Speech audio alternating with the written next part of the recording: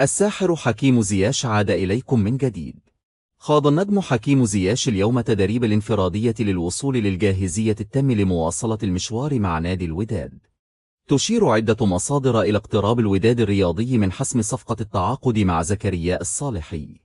المفاوضات تسير بشكل متقدم، واللاعب بات قريبا من الانضمام إلى القلعة الحمراء في انتظار المزيد من التفاصيل خلال الساعات المقبلة.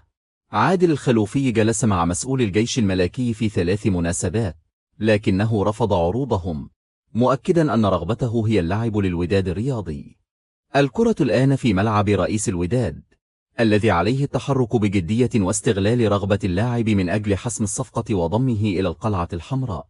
بادو الزاكي مدرب المنتخب الأردني في زيارة خاصة إلى ناديه الأم الوداد الرياضي لتقديم دعم والتحفيز للاعبين الجدد بالفريق قبل بداية الموسم، وقبل شد الرحال إلى الأردن لقيادة منتخب النشام. الوداد يواجه اتحاد طنجة في أول اختبار ودي قبل انطلاق الموسم.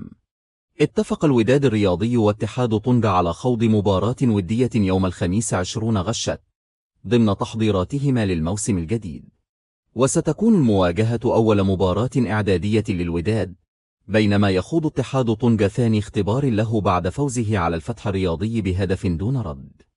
المباراة ستكون فرصة للطاقمين التقنيين لاختبار جاهزية اللاعبين وتجريب الخيارات الجديدة قبل بداية المنافسات الرسمية. من تتوقعون أن يحسم هذه المواجهة الودية؟ المدرب البرتغالي بأول سيرجيو معجم بالموهبة الودادية. سليمان الريحاني المدرب اعتمد عليه بزائف الماتشات الرسمية وسيكون بديل زياش في الجهة اليمنى.